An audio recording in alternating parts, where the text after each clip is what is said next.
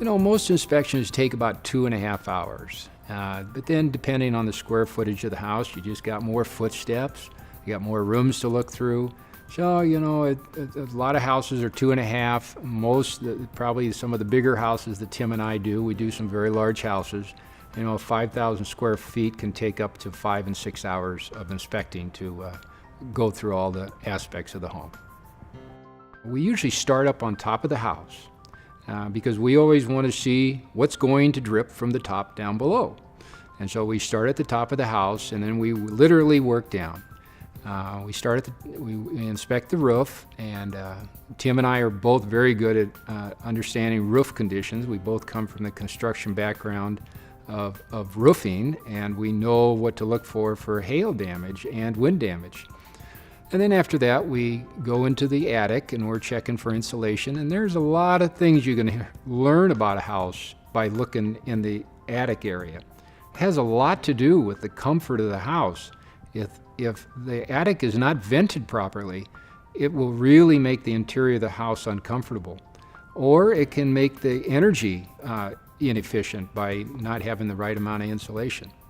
And then we just work our way down. We start on the second floor, we go through each and every room, we test all the bathrooms, and we like to run the water for quite a bit of amount of time to make sure we catch any leaks that might be in that bathroom.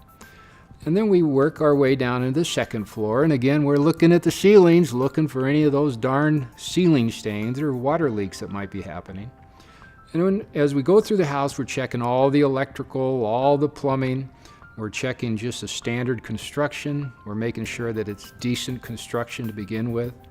And then we get down into the basement, and that's where the real guts of the house are. And we will look at the electrical panel, we look at the furnace, we check the air conditioner, we look for sump pumps, and then also we do quite a bit of looking around the foundation of the house to look for any possible leaks. There are a lot of safety items that we'll catch when we do a home inspection. I truly believe that the homes in Omaha are safer now than they were 25 years ago because of home inspections.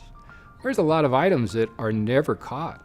We will inspect homes that are 20, 25 years old, and we'll find things like insufficient air for a furnace. A furnace needs air to breathe because it's fire, so it needs oxygen. And quite often when people finish their basement, the contractor will come in and he'll put that furnace into this little tiny room and he'll drywall it in and put tight doors in there. Well, the trouble is that furnace is cooking, that fire, which is basically your furnace, needs oxygen. And if it runs out of oxygen, it starts to create carbon monoxide. And we find that quite a lot, and people just have no idea that that's going on. When I present to people and I show people these concerns that we've found, I put that into perspective with the whole house. I like to think that I kind of give the overall picture.